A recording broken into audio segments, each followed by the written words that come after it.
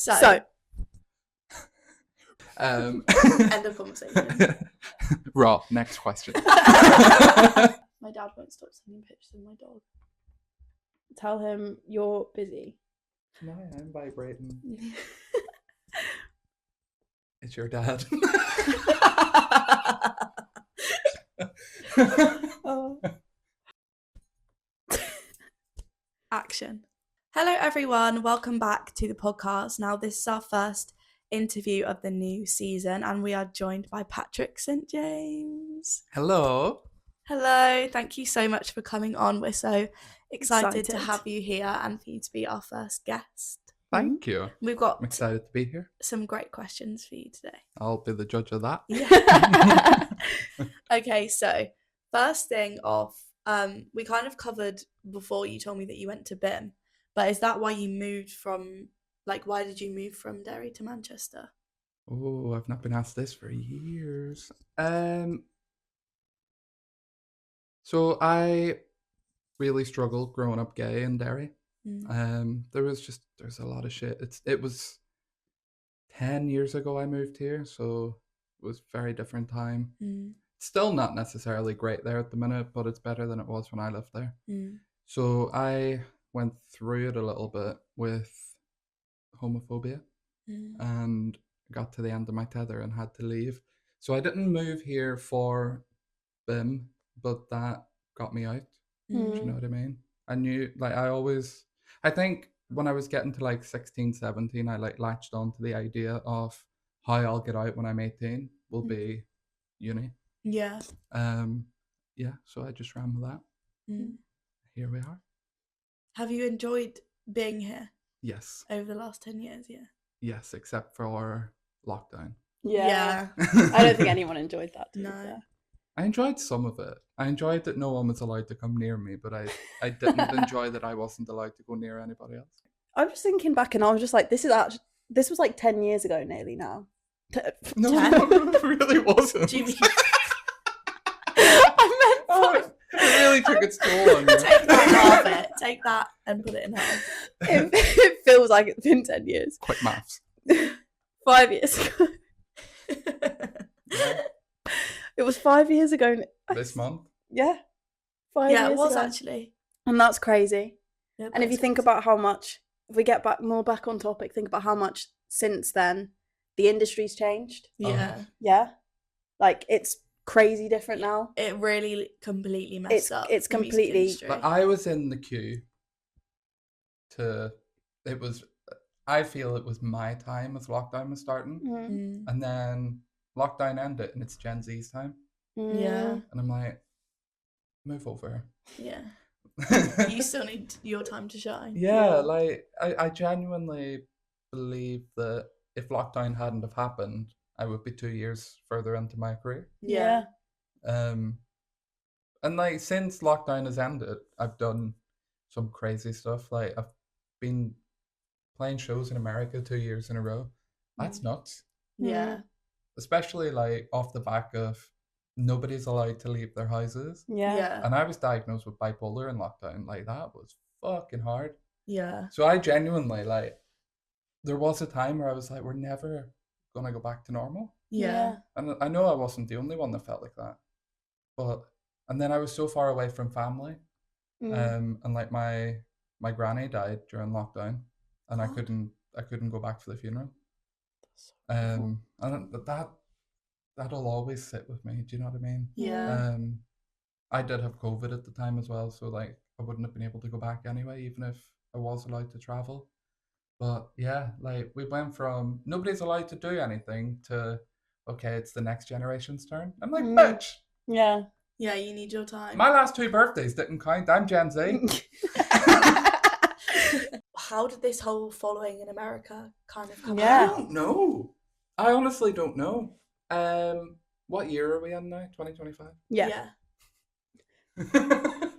So 2023, I got an email asking me to come and headline a Pride Festival in Oklahoma. And I was like, of all the emails I expected to receive that day, that was not one of them. No. And it came through through the night because obviously the time difference. So I read it half awake.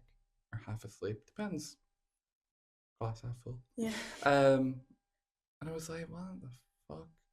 And like being a musician, you get loads of weird emails like, sign up to our playlisting services and we want to give you this show. And I'm like, yeah, no. Yeah. But something about it, like I looked into it and it checked out.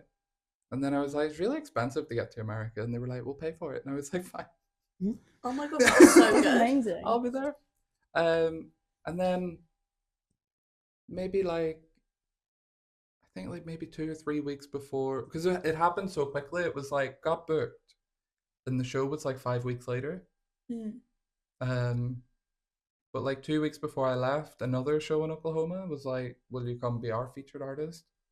So I was headlining one of them, and then at a bigger festival, I was the featured artist, and the other featured artist was Adore Delano. So God. yeah, I know she is so lovely. Do you usually, when you play, do you usually have multiple different people in your kind of band? I used to do it with a full band, and then I did it with 2 or 3 backing singers, and then a drummer, and everything else is to track. But now I like it's just easier to tour at the minute whenever I'm singing to my tracks, Yeah. and then I'll do an acoustic set like halfway through with my guitarist, Yeah. and then I'll go back to tracks to end the show. It Yeah. works well. Whenever we get to bigger stages, I'll definitely have a band again. But there's a lot of trust goes into a live show, Yeah. and what your levels are going to sound like, and it's not on the band how that sounds. It's on the man or woman stood behind the sound desk, and my ears don't work the normal way that everyone else's ears work or most people's ears work. So it's a lot of trust to put into someone that's going to do your set once.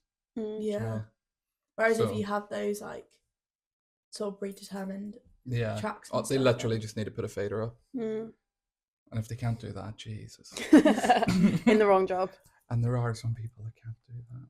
So, had you been to America before No. you toured? No, Or never. not toured, went over there for the shows, yeah. So I'd never been. I didn't really want to go when Trump was in office. Yeah, valid. And that's kind of putting me off again now because he's back in office and he's worse. But also, like, I do feel like, don't get me wrong, obviously the majority of Americans voted for Trump. So that means I disagree with a lot of Americans, but those that I don't disagree with, they're so lovely. And like, especially the queer scene over there, why don't they, like, why shouldn't they get the prides that they deserve just because their president's a So it's kind of, do you avoid going because you don't necessarily feel safe, or do you go anyway so is your community isn't missing out? Yeah. That's like a really hard place to be in, like trying to decide. I mean, even when Trump wasn't in office, like there was protesters at one of the shows with guns. Yeah, one I of know, the shows you- wild. Like where I come from. What, they stand protesting the LGBTQ plus community? protesting against pride. And like I'm used to signs that say it was Adam and Eve, not Adam and Steve. Not guns. You see on the Next Brits elections. last night, there was so much. Most people who had a microphone chose to say something political. Or religious. Yeah. Who I'm was just saying like, religious stuff? Stormzy. I love Stormzy, but he needs to leave the Bible at home. Get back to your Mackey's meal. Have you seen that he's got a like?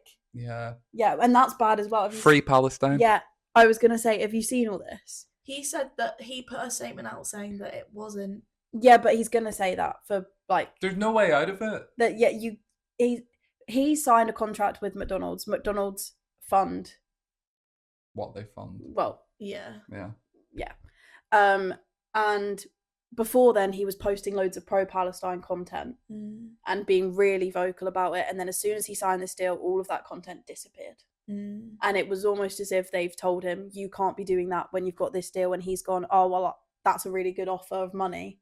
I'm going to do it anyway and push my political views out of the window, which is kind of like You're a bit of a sellout. Yeah. But then how can you do all that and then stand on stage at the Brits and preach the fucking Bible? Yeah, that's so true. No thanks. Yeah. No thanks. And then a lot of people were saying, like, Chapel Roan spoke about the music industry issues. What, the same as like she did at the Grammys? Yeah. Who else spoke about the music industry issues? Last Dinner Party, is that their name? Did they speak about it? Well, they spoke more about the grassroots venues. Yeah, I was thinking that, and then, but I thought they were aren't they like from really privileged backgrounds? Yeah, right. So we had this conversation in my house last night. I had heard of them a few years ago, had never heard their music, but I was told by various different people that they were an industry plant. Yeah, I got told that by a lot of people. And I was like, well, we'll see, because I just didn't quite get it. And I was like, it's easy for people to just say that if they don't like an artist or a group, whatever. And then all of a sudden, they're winning all these Brit Awards. And I'm like, I've never, and I'm not saying like if I haven't heard of you, then you can't win a Brit. Yeah. Because that's dumb. But like, you tend to, at least, I mean, I'm actively listening to music daily. Yeah. I've never heard any of their songs. I actually rated their performance last night. Yeah, it was good. So I'm not saying they're undeserving of it, but I do get a vibe that they are quite privileged. Yeah. And were they playing grassroots venues? If people are privileged, that's nothing. It doesn't mean they're untalented. No one's saying that, but I think there is still a lot of discourse about how far does that privilege get you and how much further does it get you than people who don't have that. Like, how many more opportunities are you getting because you know your parents know certain people, or because you've got the money to go to these classes or these schools? There is a huge class divide. There is and that's what Sam Bender was on about. Have you seen, like, was that like last week or the week before, where he was posting about how it's like the music industry is a middle and upper class realm? He was like, people from working class backgrounds like me can't make it, and when you do, you're like one of the lucky ones. I didn't think that Sam Fender was working class though. I haven't. I be honest, I am not clued up enough. But then the thing that annoys me about Sam I'm pretty sure he definitely is. I don't think he is. I don't know. He says all that stuff though, and then his tickets are like £90. No, but that doesn't mean he's not working class. Yeah. No, I'm not saying that. But he's preaching, the music industry is for privileged, wealthy people. But then his tickets are £90. So therefore, you're catering your events I think it's quite to an audience with venue tickets at the minute. Yeah, I think that you've got to remember that yes, he will have a say. It's not the 500 quid that Beyonce's charging. Yeah, true. Ticket, no matter I think that he is on a level, a like global level now, and when like that is just the norm for arena shows. You're paying £50+ minimum. I get that everyone needs to be like evenly paid and stuff, and I do want everyone to get paid and stuff, but I just don't think that, I guess inflation as well. Yeah, it's a huge deal. It's not the. I just think it's still outrageous how expensive it is. Yeah, but a lot of that is due to COVID as well, because after COVID, everything shot up, venue hire, everything has got so much more expensive. Even insurance. Insurance, anything like that. So it's not necessarily him saying, I want those prices to be set. It will be the ticketing companies, it will be the venues, it will be his management, it will be all this stuff. And yeah, but then I get that. But then if you're seemingly so passionate about a cause, surely you would be pushing more to try and drive those prices down a little bit. For example, the Snuts, they made their tour as cheap as they could. Yeah. And they're really passionate. I mean, my last UK show was free entry. Yeah. Actually, my last 2 UK shows, I think, were free entry. It's just like, it's never really been about the money for me. And I'm sure at some point it will be somewhat about the money, because like you gotta pay bills. Yeah. But right now, like, especially after COVID, I want people to be able to feel like they should be going out to shows again. Yeah. Because that was a real struggle after COVID, was people were so agoraphobic. Yeah. And like my audience like tends to be slightly older. And I just want them to come out of their house and have a dance. Yeah. I do think it's difficult because there is so many different factors that play into ticket pricing and stuff like that. I mean, I don't know. Maybe even doing something like playing a few, yeah, but it's not good. The thing is, all of this stuff sounds good in theory, of saying I'll play a few smaller shows that are really cheap. They're still going to be, you know, all that's going to happen with that is people are going to buy tickets and resell them for extortionate amounts, and there's still going to be, and even it's not going to solve any of the issues. You're getting what, like 100 people into the room rather than what Manchester Arena holds like 28,000 or something. Yeah. Co-op Live's even bigger than that.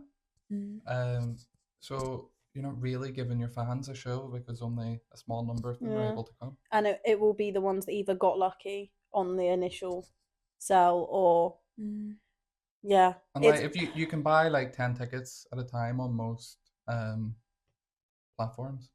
Should we get into some questions? Yeah, so I'm so sorry. I just this SD card's gonna last. I just got on a bit of a tangent. That was so salty. Let's get on there, all right? So. Right. So, where did you find the name Patrick St. James? Because is that your real name? No. Oh, I was laughing because I thought it was, and I was like, on my birth certificate. So Patrick's my real name. Yeah. And then I had a surname that actually wasn't my surname, and that's the one that's on my birth certificate. It's a whole thing that it's not my story to tell, so I won't. Yeah. And then what my actual surname should be is McDonough. Try and say it. McDonough. See, this is why I don't use it. Because people kept calling me Patrick Madonna, and I was like, Patrick Madonna. Oh, everything. And I was like, no, thank you. Yeah. No disrespect to Madonna, but like, no, thank you. So then I was like, so that was my granddad's name, and I've always been like pretty. I've always been pretty. There you go. Yeah. End of conversation. Raw. Next question. I've always played with religion, and that's because I grew up gay in a very Catholic area, and never felt like that was okay. And I mean, like, school used to say that it was unnatural to be gay, and I was like, and this is before I even knew what being gay meant. And then I knew I was different. Yeah. I knew I was different anyway because I didn't fit in with the girls, and I definitely didn't fit in with the boys. And this is like primary school. So fast forward a few years, and then I'm like, that's it. Yeah. I'm a homosexual. I like men. So then I kind of got like bitter towards religion. Yeah. Like, why shouldn't I be bitter against a cult that tells me that I'm unnatural? Yeah. What's unnatural is hating half the world. Yeah. That's not natural. That's not the human thing to do, and it's certainly not the Christian thing to do. Yeah.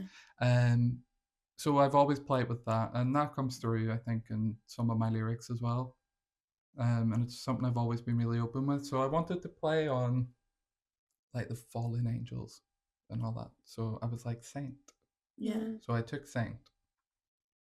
Does that explain it? Yeah, that makes so much sense. I was really like it was a conversation that happened over several nights of intoxication. Yeah. But not like it wasn't something that was just a drunk chat. Yeah. I stand by it, and I love the name, but because of the way the nature of the conversation in the first place, I know I had a really good reason. Yeah. But I can't remember the points I made at the time. Yeah. And then James, my granddad's first name was Johnny. Yeah. So I was like, I couldn't use his surname because nobody could say it. And then, I mean, you can't really put Saint and John after each other because that's just an ambulance. So I just kept the J, basically. That makes so much sense, though. It's kind of like you took ownership of something that... Yeah. And then made it I into was your claiming name. that shit. Yeah. Like, why not find liberation in that? Like, if they're telling me that their definition of gays is unnatural, then my definition of a saint is unnatural. I mean, look at Mother Teresa. Have you got anything, like any projects coming up? that you want to talk about? Yeah, but like I'm just kind of going at my own pace at the minute. Yeah.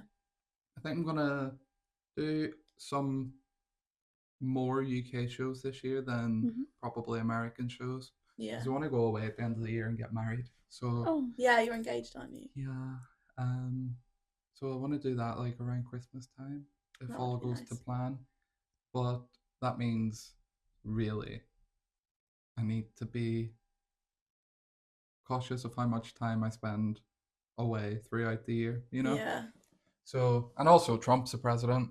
Yeah. So it could be a flying visit to America this year. But yeah, so where was I? You were talking My phone about vibrated and I thought I farted. what plans you've got for like the upcoming year? So I'm writing a new record that I'm not putting a deadline on. I'm That's just not nice. doing that. So that's not for me anymore. I'll write when I'm good and ready. Yeah. And I'm good and ready. But yeah, like I'm really enjoying what's coming out. Because I had a bit of writer's block recently, but it was a bit of a year last year.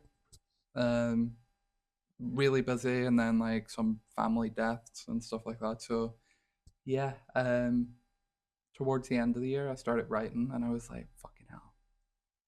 This is what I was trying to say 6 months ago. Yeah.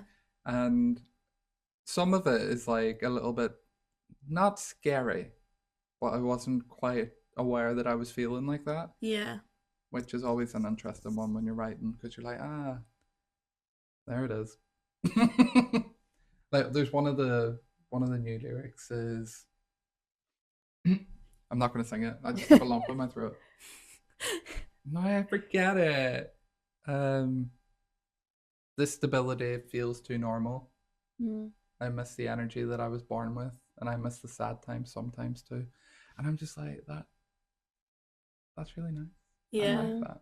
I like that. And it's quite real because like it's massively about living with bipolar, and like I'm medicated now, so I don't have that energy that would teeter into mania. Yeah. Like that isn't just constantly sitting there as a possibility. It's still possible, but it's not so readily available. Like I used to be able to almost tap into that. Yeah. Whereas now I can't really, and yeah, like I don't miss all the bad things that come with mania, but I do miss the energy of it. So yeah, I'm writing a bit about that. That's nice. I think that's really important to write. I feel like there aren't many artists that have bipolar and speak very openly about it, or speak about how it's influencing their music, and I think that's really important to do that. And I feel like that can be a good way to, I mean, people always use songwriting to channel like the way they're feeling and use it almost as like a diary to get their feelings out. So like I think I spent like a year in therapy, and by the time I came out of therapy I was like, this is just my life now. And that can either be a negative thing or it can be something that I channel, and maybe people that aren't able to get therapy can relate to and see themselves in. And I quite like that. And then I also think mental illness and mental health within the queer community is really underlooked, and it's rife, and it's because of how a lot of us were treated growing up. Like that's the root of a lot of my problems. It's not the root to all of my problems, but a lot of them.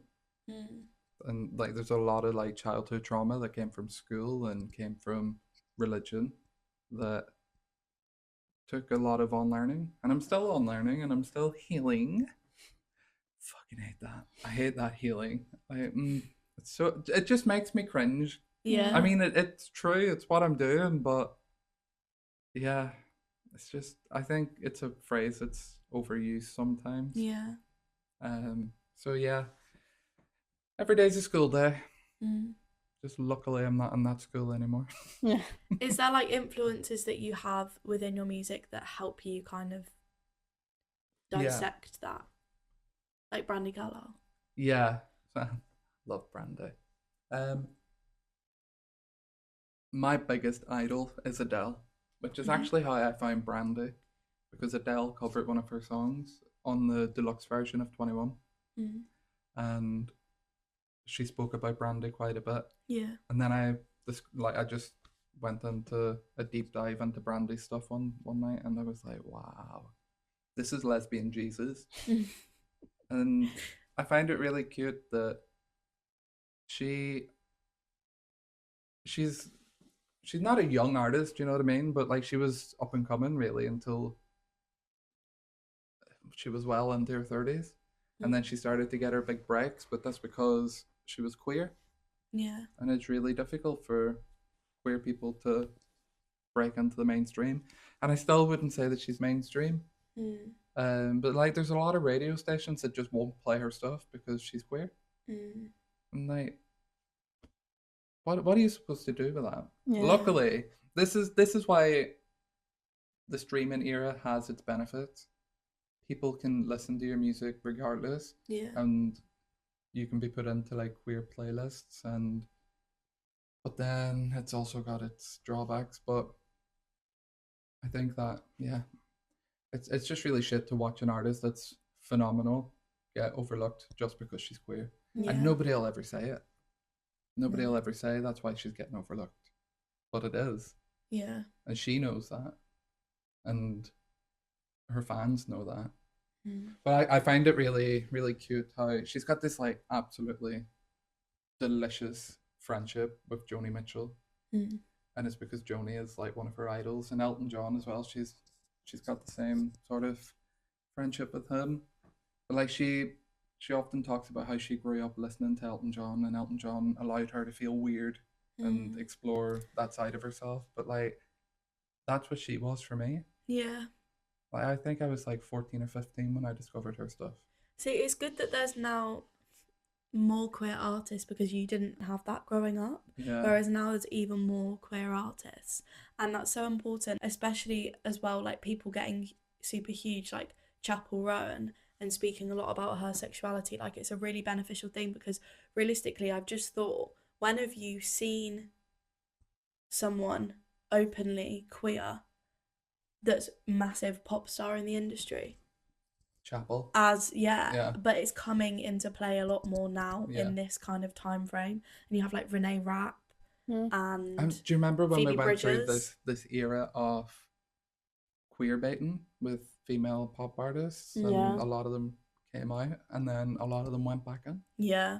I'm like, the gays will already lift up a straight white woman more than she needs to lift it up. It's all about being authentic. You don't need to pretend to be queer. Yeah. And there's people that have a big queer fan base but aren't necessarily queer. Yeah. Like Charlie XCX has got a huge queer fan base. And she's always said she is straight. Yeah. I don't think she's ever... No, she's clarified that she is straight. She's problematic in my eyes. Yeah.